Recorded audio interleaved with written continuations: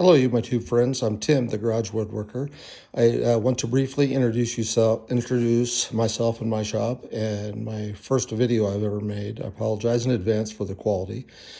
This is my version of a Paulk style bench that I've made for my systainers. I've seen a number of other videos, similar style. It works pretty good.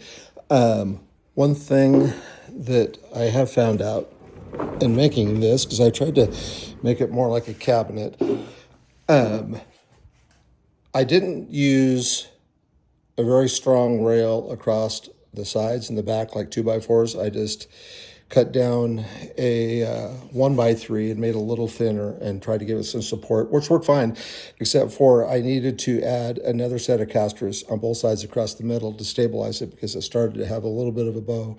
I needed this perfectly level. And there are 12-inch drawers on either side, which pulls out my systainers just fine. I've got these dogs from hongdui. From,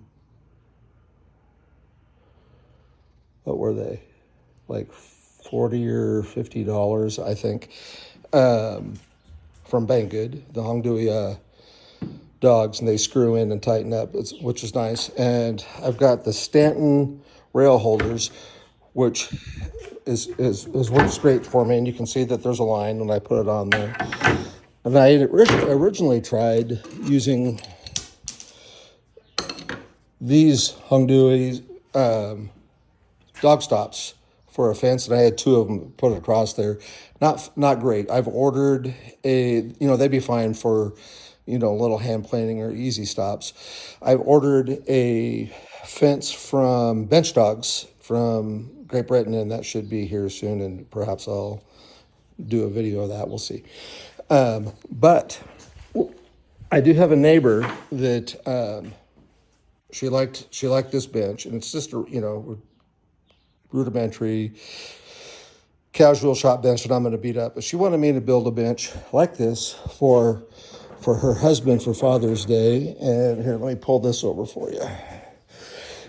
And you can make the same style of bench, but dress it up quite a bit.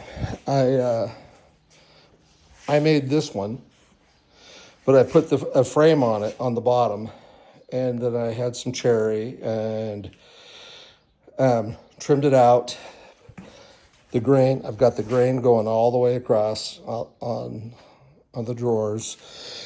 A little longer drawers on this side, and the 12-inch drawers on both sides here, and then you spin it around, and that's how I got the deeper drawers on the backside, was making this little cubby right here. And I've got a vise, and I made a little box for her to put a Xylus vise on there, which I had already laying around. It's hard to do, pardon me, it's hard to do with one hand.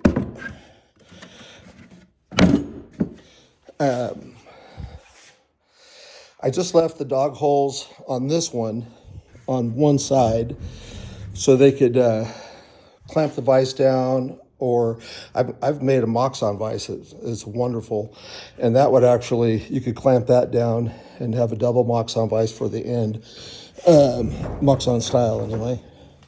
But this is a nice, heavy, beautiful bench, probably a little fancier than a lot of us want for our shops.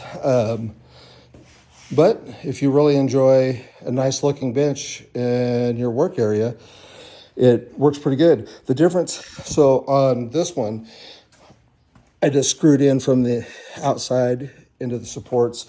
This one, I came in from the backside with pocket screws. A little cleaner look there. As well, and this is kind of fun for her son. She's got an 11-year-old son that she wants to get into shop work. And with my scraps, I built this little off of the Kreg website, I built this little shop cart.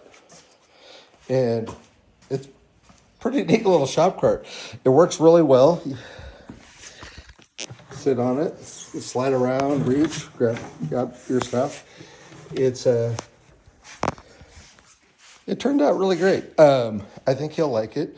That's something that it's on Craig's plan list. But anyway, real briefly, that's what I have. I would highly encourage you to look up Ron Paulk website. He's got plans. I adjusted the plans for the size that I needed. I made this a little shorter, little shorter this way as well. Worked for me. It took me, I think, 4 sheets of plywood to build this bench, and besides the hardwood